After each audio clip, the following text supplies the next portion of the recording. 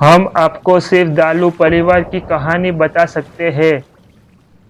आपको और क्या चाहिए? हमें जलते हुए देखते हो और चुप रहते हो। गाजा के एक परिवार की आप बीती। कोई मानवता नहीं है, सिर्फ नेता है जो दिखते हैं लेकिन कुछ करते नहीं है। अहमद अल दालू ने ये बात कहते हुए बताया कि उनके दिमाग में परिवार के लोगों के जलने का दृश्य घूम रहा है। गजा के अल अक्सा में उनकी पत्नी और बेटों की जान 14 अक्टूबर को चली गई थी।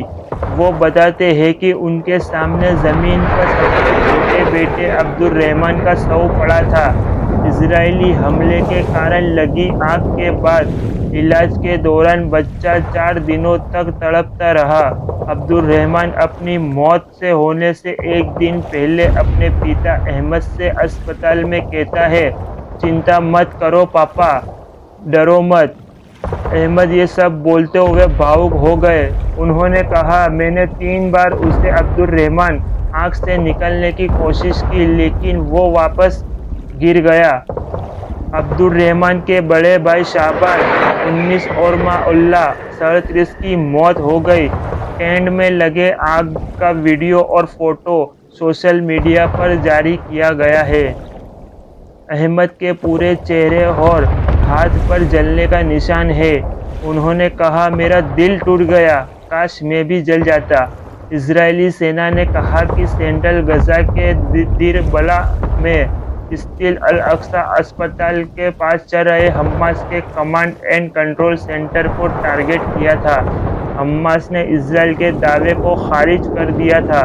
इसराइल के हमले में 4 लोगों की जान गई थी, दर्जनों लोग घायल हुए थे और इनमें से कई झुलस गए थे। इजरायली डिफेंस फोर्स ने इसको लेकर कहा, हम मामले को देख रहे हैं। वहीं व्हाइट हाउस के प्रवक्ता ने सीबीएस न्यूज़ बीबीसी का अमेरिका साझेदार से कहा, फुटेज परेशान करने वाली थी। उन्होंने इसराइल से नागरिकों की सुरक्षा के लिए अधिक प्रयास करने की अपील की। इसराइल की जिम्मेदारी है कि कोशिश करे कि नागरिक की हताहत ना होवे। जो भी हुआ वो भयावह हुआ है।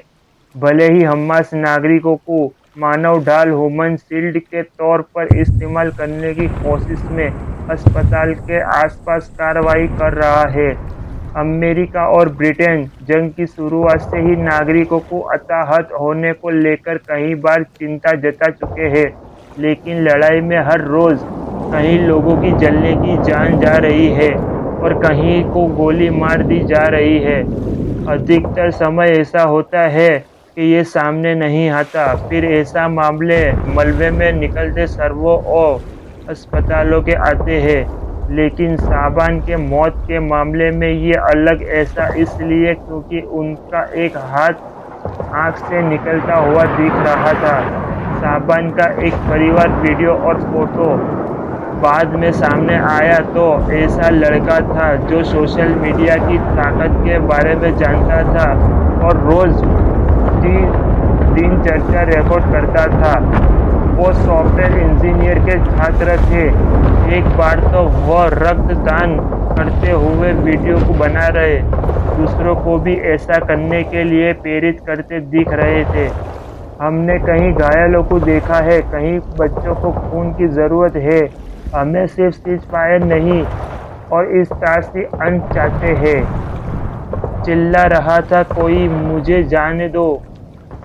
मोहम्मद कहते हैं कि वो घटना को बयां नहीं कर सकते। फिर मिलते कि नई रिपोर्ट के साथ, तब तक के अल्लाह हाफिज।